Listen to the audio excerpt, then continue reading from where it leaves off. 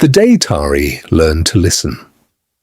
Long ago, in a quiet village where mornings smelled of warm bread and evenings echoed with laughter, there lived a boy named Tari.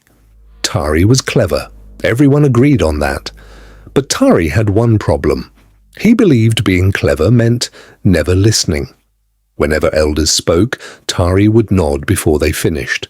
Whenever friends shared ideas, he interrupted. And whenever someone warned him, Tari smiled and said, "I already know." Now, in that village stood a tall tree called the Talking Fig. It was older than any house, older than memory itself. People said the tree had watched generations grow, fail, and learn. The elders often said, "Listen more than you speak, and one day the Talking Fig will speak to you." Tari laughed at this. "Trees don't talk," he said, "and even if they did, what could they teach me?" One hot afternoon, the village prepared for the Market of Paths, a yearly journey where traders crossed the forest to exchange goods.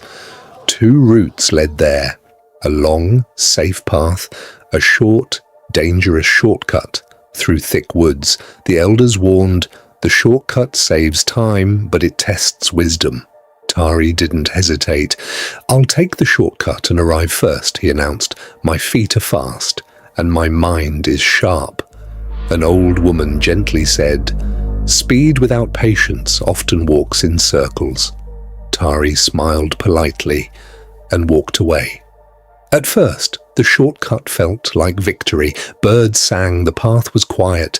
Tari laughed to himself. Then the forest changed. Trees leaned closer. The air grew heavy. Paths split into more paths. Soon, Tari realized something terrible. He was lost. He walked faster, then faster still, but every path looked the same. Hours passed. His confidence faded. When the sun began to sink, Tari sat down, tired and afraid. That was when he heard a sound, a slow, deep voice. Running again, Tari jumped to his feet. Before him stood the Talking Fig. "I must be dreaming," Tari whispered. The tree's leaves rustled like laughter. "You ignore advice when awake," the tree said. "Why listen now?" Tari frowned. "I don't have time for riddles. I need help." The tree replied, "I give guidance freely, but only to those who listen." Tari crossed his arms. "I'm listening." The tree paused. "No," it said, "you are waiting to speak." Silence fell. For the first time in his life, Tari said nothing. Minutes passed, then more. Finally, the tree spoke again. "Wisdom does not shout. It waits." The tree offered Tari a choice.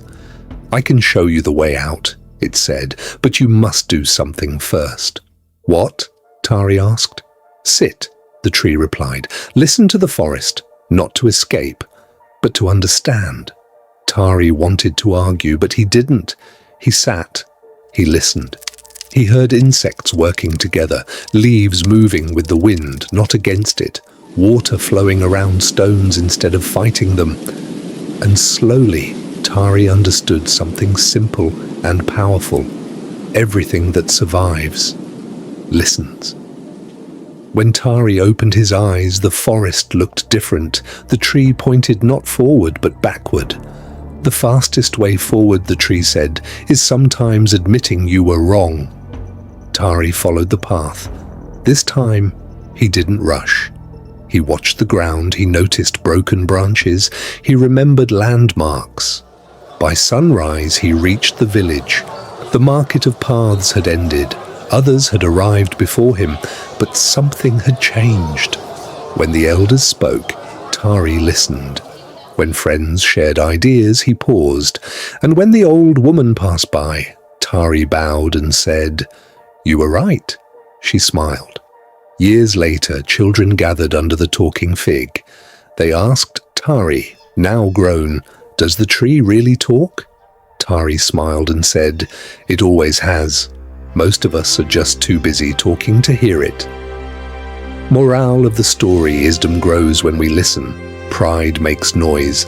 Understanding begins in silence.